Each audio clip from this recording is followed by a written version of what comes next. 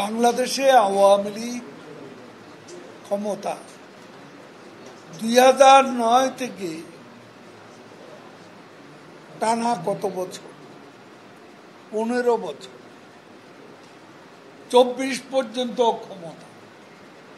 বাংলাদেশের 75 পরবর্তী ইতিহাস লক্ষ্য করুন যে আওয়ামী লীগের এই 15 বছরে সরকারের ধারাবাহিকতা ছিল বলেই অসাংবিধানিক পথে ক্ষমতা দখল এখানে সম্ভব হয়নি।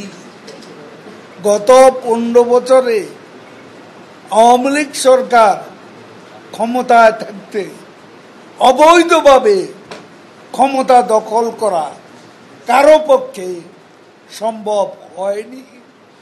ধারাবাহিকভাবে আওয়ামী লীগ ক্ষমতায় আছে বলে দেশে বিস্ময়কর উন্নয়ন হচ্ছে।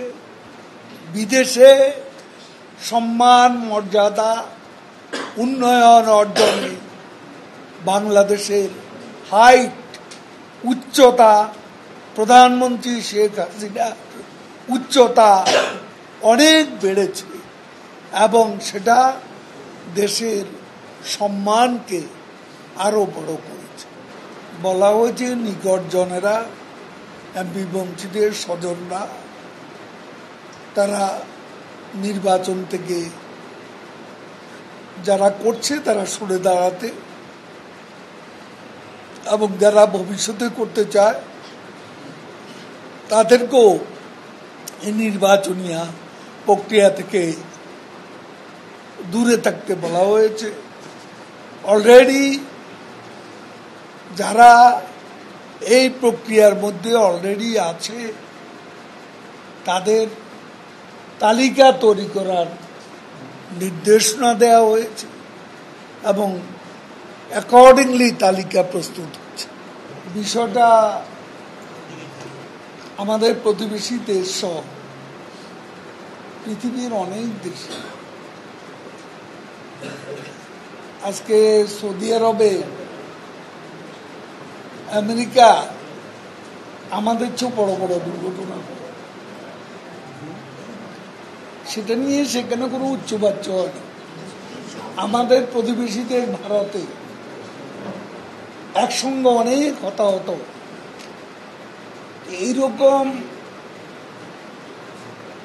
দুর্ঘটনা এটা আকাঙ্ক্ষিত নয়, আমরাও চাই না, কিন্তু আমাদের এখানে কিছু সমস্যা আছে, সমন্বয়ের অভাব আছে, সেটা আমরা মনিটর করছি। এবং আজকে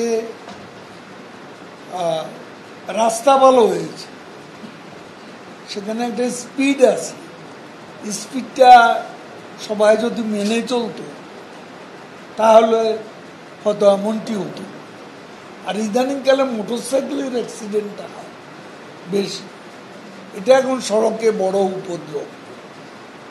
এখন সড়কের জন্য অ্যাক্সিডেন্ট হচ্ছে এরকম কোনো দৃষ্টান্ত নেই। সড়ক বাংলাদেশে সর্বকালের সবচেয়ে ভালো অবস্থায় রয়েছে। এখন এখানে সমন্বয়ের সমস্যা আছে, এই সমস্যাগুলো, আর এখানে স্টেক হোল্ডার, বিভিন্ন রকমের স্টেক হোল্ডার আছে, এদের সকলের সমন্বয়টা জরুরি। আমরা এই নিয়ে সভা করেছি এবং সামনে উপদেষ্টা কাউন্সিলের বৈঠক আমরা করব, যে বিষয়গুলো এখানে আমাদের ঘাটতি আছে সেগুলো পূরণ করার জন্য অলরেডি বিশ্বব্যাংকের একটা প্রকল্প রোড সেফটি প্রজেক্ট, এটা চলমান কাজ করছে। এই প্রযুক্তির কাজ শেষ হলে দুর্ঘটনা আমরা অনেক কমাতে পারবো, সেটা আমাদের বিষয়।